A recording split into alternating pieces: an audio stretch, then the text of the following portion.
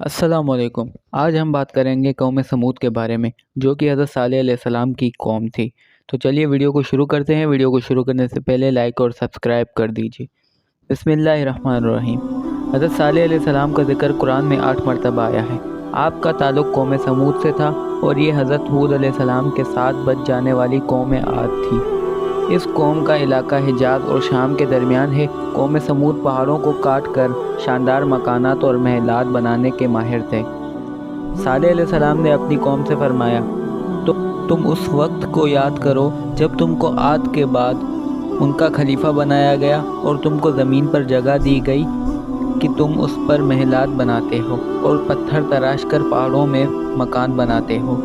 जब कौम सालेह अलैहिस्सलाम की तबलीग से तंग आ गई तो उसने शर्त रखी कि अल्लाह अगर अपनी कोई निशानी दिखा दे तो हम ईमान ले आएंगे। निशानी ये हो कि सामने पहाड़ों से एक हामला ऊँटनी ज़ाहिर हो और वो बच्चा दे।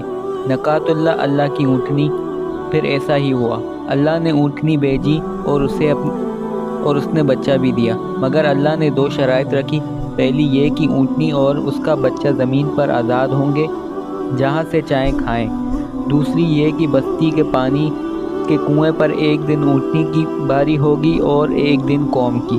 सालेह अलैहिस्सलाम ने कौम को खबरदार किया कि ऊँटनी को कोई तकलीफ़ ना देना, वरना अल्लाह के अज़ाब से ना बचोगे।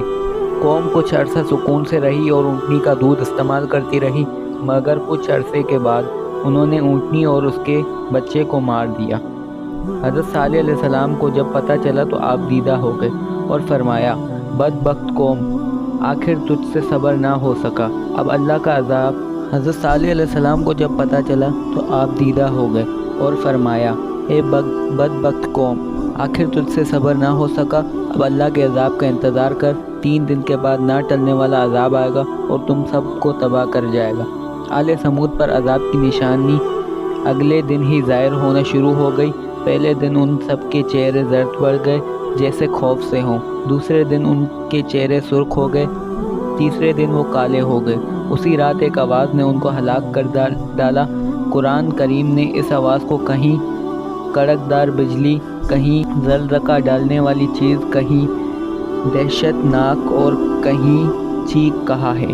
सालेह अलैहिस्सलाम और उनके मुसलमान साथी के अलावा पूरी कौम हलाक हो गई। आपने फरमाया, एक कौम, मैंने बेशक अपने रब का पैगाम तुम तक पहुँचाया और तुमको नसीहत की, मगर तुमको नसीहत करने वाले महबूब ना थे। ये ज़रूरी नहीं कि हर कौम जो अल्लाह की नाफरमानी करे हलाक कर दी जाए, मगर जब कोई कौम अल्लाह की तरफ से कोई निशानी या मौजज़ा तलब करे और उसे अता भी हो जाए तो फिर उसकी सरकशी पर तबाही लाजिम है। उम्मत रसूल सल्लल्लाहु अलैहि वसल्लम को अज़ाब आम से इस्तंसा है, जिसके लिए आप सल्लल्लाहु अलैहि वसल्लम ने दुआ फरमाई और अल्लाह ने कबूलियत की मोहर लगा दी। कुरान कहता है, ए रसूल, जब तुम इनमें मौजूद होगे अल्लाह इन काफिरों पर भी अज़ाब नहीं भेजेगा।